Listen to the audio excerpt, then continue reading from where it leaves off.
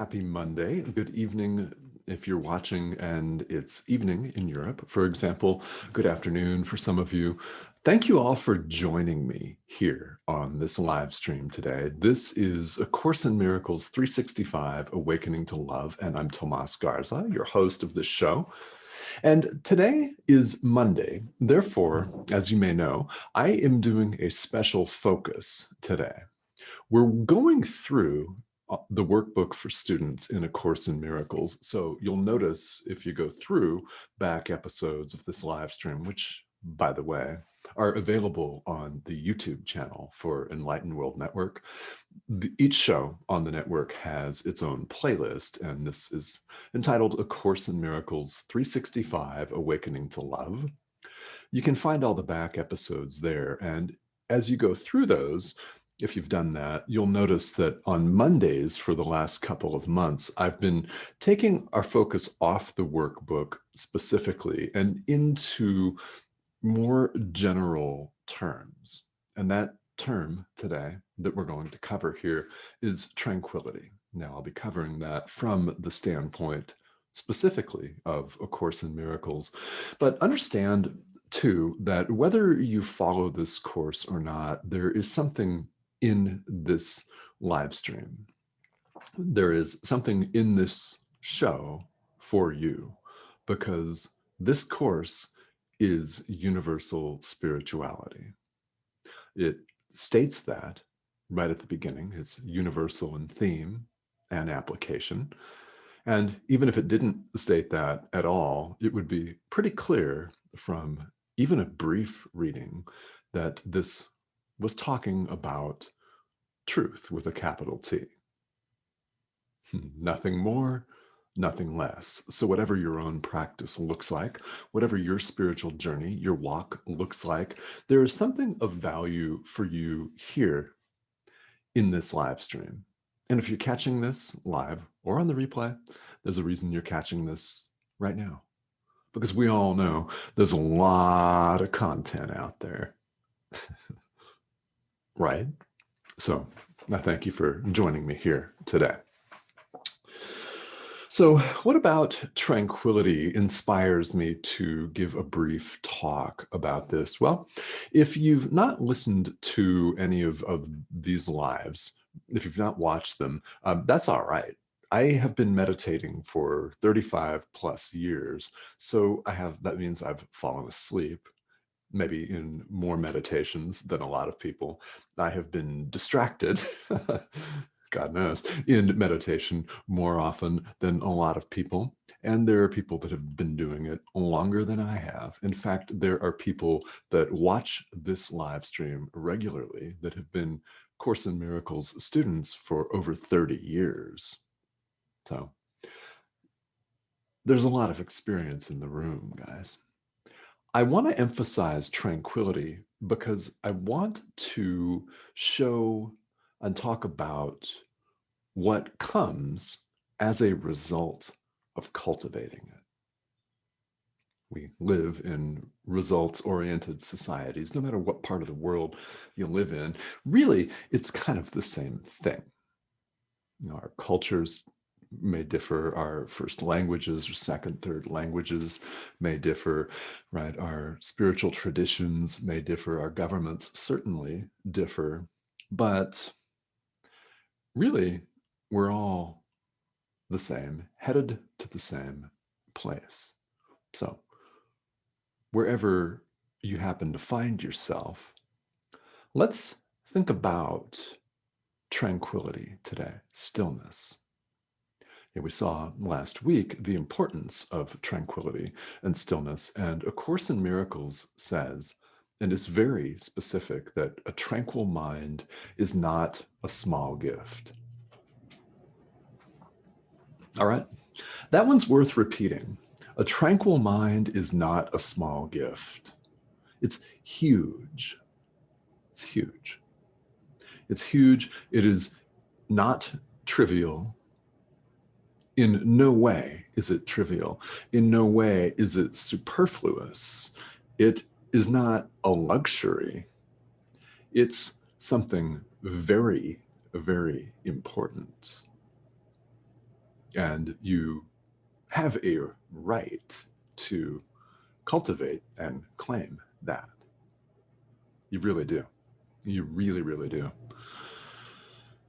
And I do say this from the standpoint of having had a personal meditation practice for over 35 years, which I began when I was a sophomore in high school in the oddest of places. For the full story, I want to have you go back and take a look at Saturday's live stream, Saturday, June 12th. Yeah, where I talk about that specifically and how that came to be, that a sophomore in high school, a 15-year-old immature young person started practicing meditation in this lifetime. So yeah, very interesting story there. But fast forward, here we are. And I can say this from my own experience that a tranquil mind is not a small gift. So, what does cultivating this tranquility look like for you? Well, that takes any number of forms, doesn't it? You may have a meditation practice of your own. Then, if you do, and you follow that consistently, if you apply what you're learning consistently, then over time, you will begin to see some results of that. Now, is that going to look like? Well, you could do any number of things. And I want to talk about those things here in just a minute from the standpoint of A Course in Miracles specifically. So, whatever your practice looks like, whether it's meditation or yoga, spirituality for some people can involve prayer, it can involve group prayer, group discussions. There are numerous study groups for A Course in Miracles in this world, numerous. It can involve any number of things. It can involve a walk in the woods. It can involve a nice swim or a hot bath or exercise. Any number of things. Really and truly, this can vary depending on the individual. So, however you cultivate tranquility, I want to invite you to continue to do that.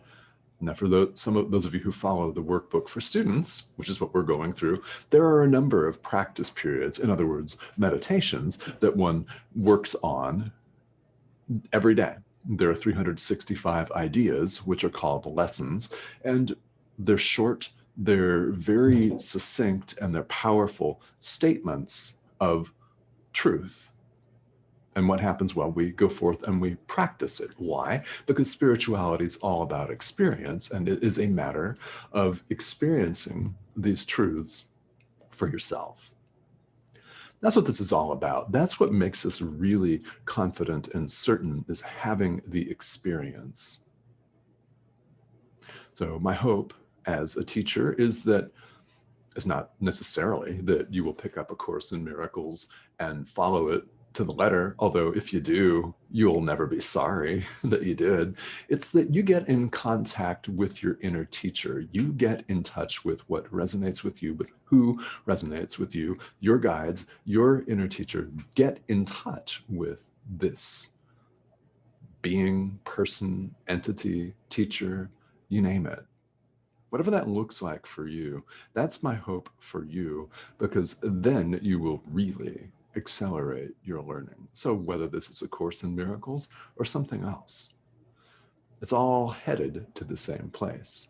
That is an awakening to the truth of who we really and truly are. When we strip away all the drama, all the stuff, insert another S word for stuff.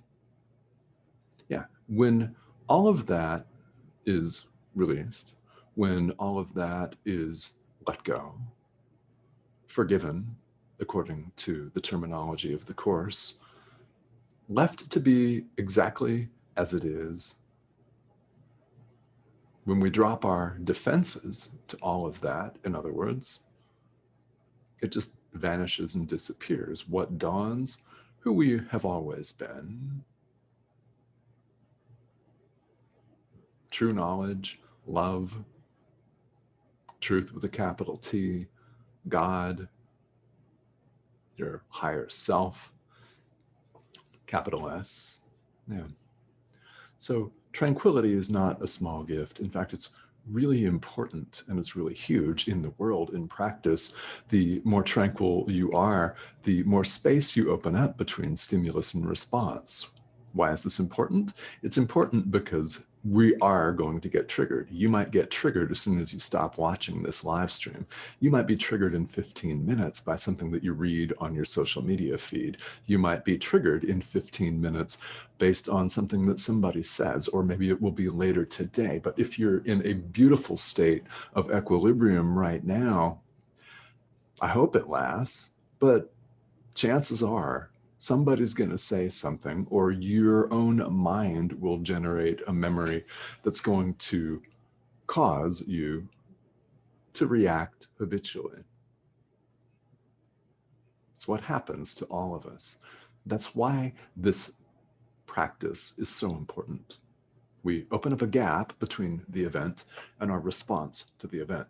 The more of a gap, the greater of a gap in time, space, you name it, same thing.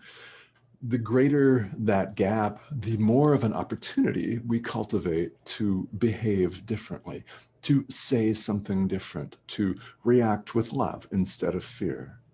It's about opening up that psychological, emotional, spiritual, mental space. So when you cultivate tranquility, however that is, a number of things will begin to happen to you in a progression, and they're all very, very important. You can't have one without all of them. They all are extraordinarily important. And in the course itself, I'm speaking specifically about a section of the manual for teachers. Now, the manual is one of three main components of A Course in Miracles. There's the text, there's the workbook for students, and there's a short segment at the end called the Manual for Teachers, which comes in the form of a Q&A. It's beautiful and it's highly beneficial. I love the entire course. I hope that's clear from the fact that I show up every day to share my experience from it and teach from it. Part 4 of the Manual for Teachers, number 4 is, what are the characteristics of God's teachers? Well, and that's the question. Here's the answer. And it has everything to do with cultivating tranquility. When you cultivate tranquility, what happens is you begin to develop trust. Okay. People say a lot about trust in the world. In A Course in Miracles, this may be really radically different than what you know of or what you've always thought of. It's trust in the world itself. Now you may think, okay, how can you be saying that? You've said on this live stream, and I have, that the world actually truly does not exist. It is a giant psychodrama, which it is. However, all of that is here for us to awaken.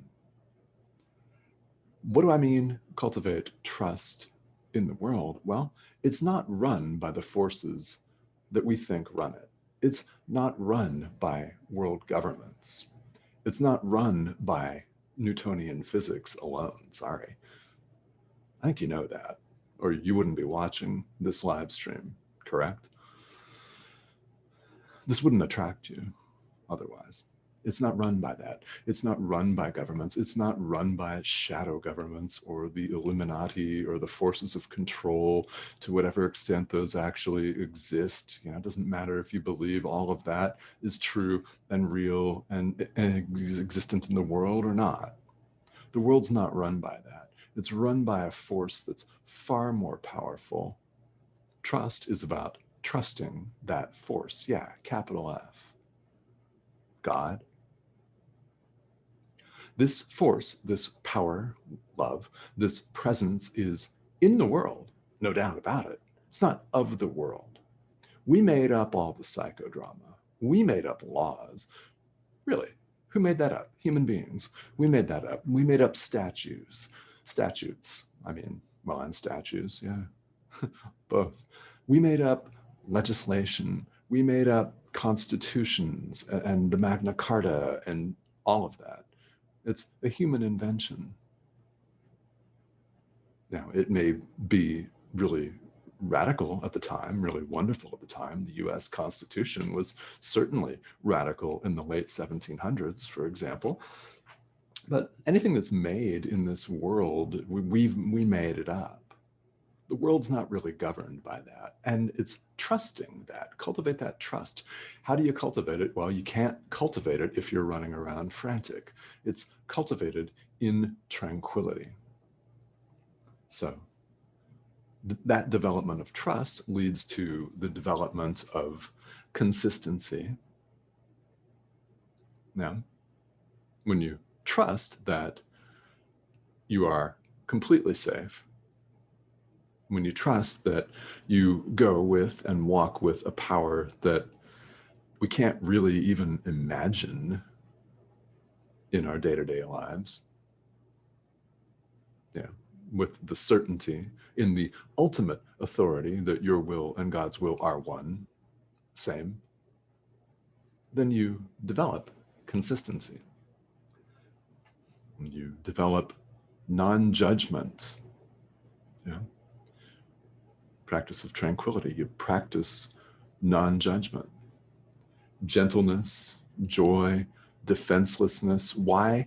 We realize that we don't have an opponent. Truly, you have no opponent. In the world, we make them. We make an opposite political party our opponent. We make another nation state our opponent. We make ourselves our opponent. We have invented some really ego-driven economic systems. Am I right? Where we are pitted against one another, competing.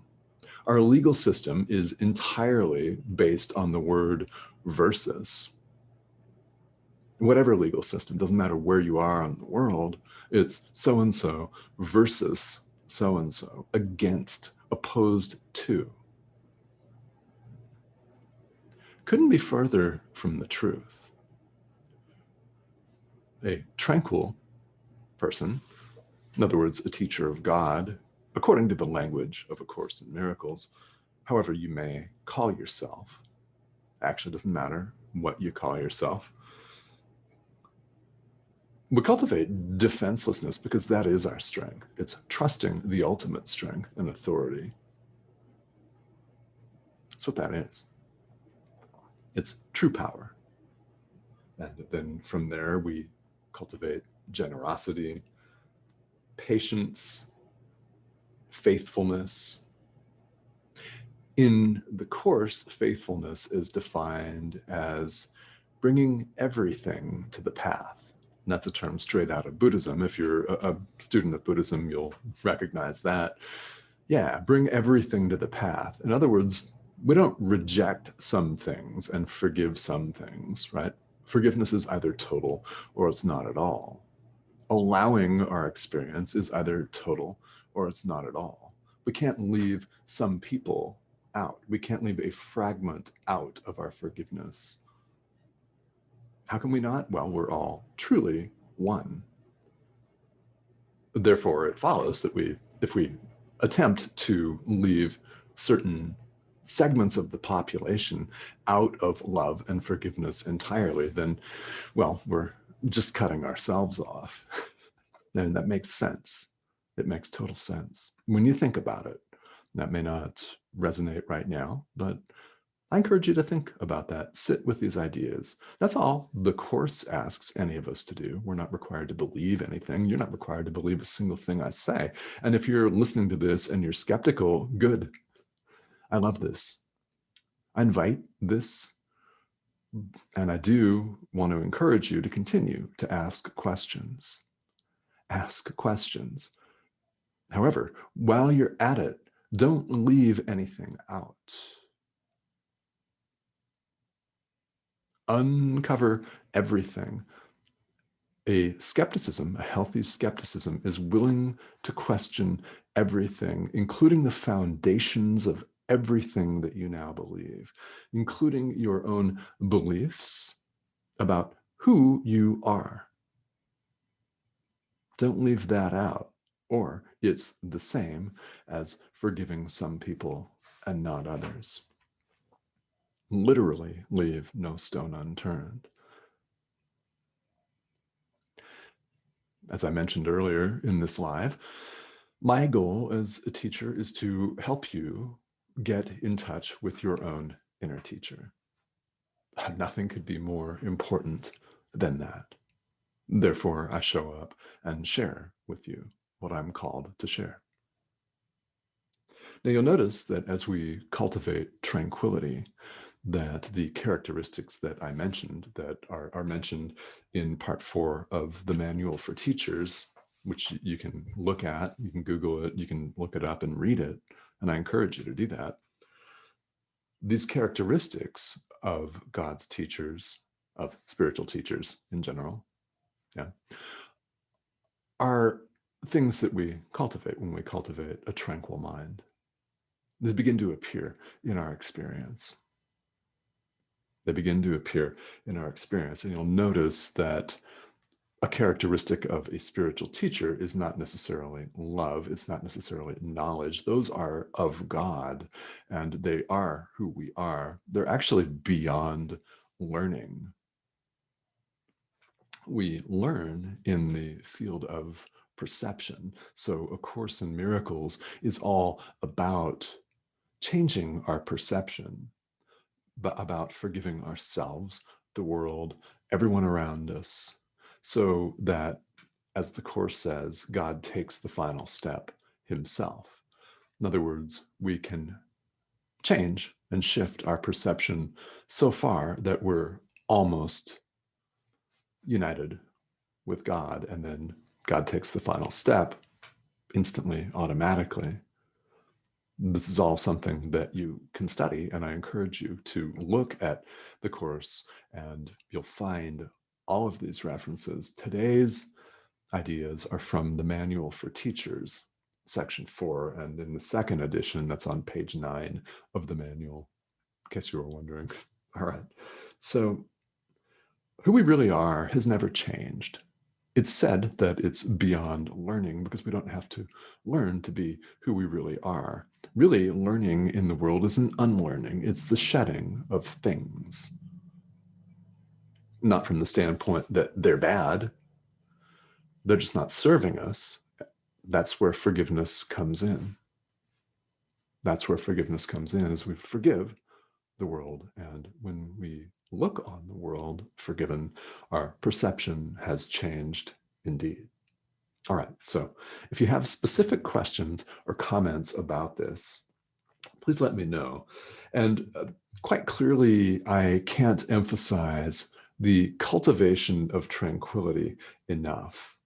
It's so important that whatever this practice may look like for you, that you actively seek out moments to cultivate tranquility in your own life. Please do that. All right. And thank you all for tuning in. Carolyn, hello. How are you? All right. So Carolyn, you've got a question. And should you give some people and not forgive? I think you mean forgive. Yes. Yeah. Should you forgive some people and not others if they hurt you? Okay. This is a great question. So Carolyn, thank you for this. I love this. And I'll go right up to the half-hour mark on this, I think. I appreciate this question. Forgiveness in a course is either total or it's not at all. However, what any of us that's talking about this is going to say is you've got to start with what you're capable of doing right now.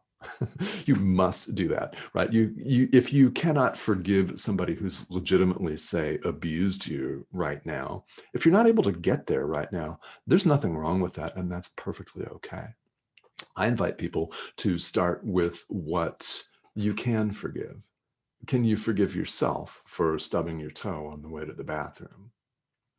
Can you forgive yourself for dropping your coffee mug and breaking it and spilling coffee on your white pants, right? Can you forgive the dog for going to the bathroom on the carpet? These little things only seem little. In fact, they're quite large. Any act of forgiveness is quite huge. So it doesn't mean that if today you're not able to forgive someone who's legitimately abused you, that's okay. And I can relate to that. as I hit my pop filter over here on my microphone. I can relate to that because it took me years to forgive my own mother, who was a really abusive, mean alcoholic. And I lived with that my entire life. Now, she passed away 5 years ago, and pretty much as a result of health complications from her alcoholism and smoking. But that's another matter. However, it took me a long time to truly forgive her.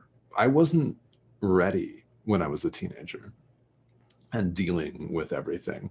I wasn't ready when I was younger. I wasn't ready in my 20s, nor even in my 30s. And it wasn't until I hit my 40s where I was truly able to forgive her. So I use that as an example because each of us has people like this. It may be a parent or a friend, a family member. It might be an ex-partner, or it might be somebody that has violently harmed us in some way, whom we don't really know. No matter what the context is, I invite you to start with what you can forgive. And every act of forgiveness makes it easier to do the next one. We choose love as often as we remember. Every moment, the present moment, is an opportunity to choose love over fear. And if you're not able to forgive certain people right now, today, that's okay. Truly, it's all right. And my hope is that one day you may be able to get there. Now, when you are there, you don't have to have a face-to-face conversation with them. I did not have a face-to-face conversation with my mom when I was truly able to forgive her. I didn't see the point, and we weren't talking anyway because of personal boundaries that I had set up that were very healthy. And you may have set some of those up in your own life as well. It's important to do that. So forgiving somebody does not mean you condone their behavior. It does not mean you accept their behavior. Their behavior could be quite egregious, sociopathic, violent, unacceptable. Forgiving that means simply, ultimately, that we're all one and we've just made a mistake in seeing ourselves as separate beings, cut off, identifying with the ego. In other words, we have simply made a mistake. And of course, talks about forgiveness in a very interesting way, that either we are expressing love or we're sending out a call for love. It's like a small child seeking attention. And as adults, we are like small children sometimes, are we not? With our behaviors, with our conditioning, things that have been imprinted on us like a computer program since childhood. It's about rewriting that. Undoing all of this it's a process of unlearning. It's a process of unlearning, and forgiveness is a very powerful tool. So you start with what you can do. You really do. So Carolyn, thank you for that. I really appreciate that question. Yeah, I invite you to tune in more often, because that's a good one. And I really appreciate your asking that, because there are people all over the world that want to hear that exact question. So this is why I encourage your questions on here, guys. So please, because you never know who else may be thinking the exact same thing. It's like being in a classroom, and we all have that experience of wanting to ask the teacher a question, but maybe we're hesitant to ask because in our own minds we're thinking, maybe this is not a good question, or maybe he'll think the answer is obvious, or we think it's a stupid question or something. And then we feel tremendous relief when someone on the other side of the room raises their hand and asks the same question that we were wondering about. So you could be that person that brings tremendous relief and value to somebody on the other side of the world whom you may never meet. So please, if you're watching, I am more than happy to take any of your questions about this material, about spirituality in general. I am here to serve as a guide from my own experience, in the hopes that you'll find something here that is of value to you, that resonates with you, and that you can carry forward in the service of love at all times. Yeah. All right. So thank you all for tuning in here. I will see you again tomorrow on Enlightened World Network. And again, I invite you, if you're interested in catching some back episodes of this live stream, we've been at it since January of this year, and these are all available. They're archived on Enlightened World Network's YouTube channel. So each show on the network has its own playlist on the channel. So subscribe to that. Feel free to share this out. I appreciate all of your comments, questions, all of the hearts and the likes, yeah, the shares. There's beautiful programming here on the network. And as always, I thank you for joining me, and I hope that you join me again here tomorrow. And I'll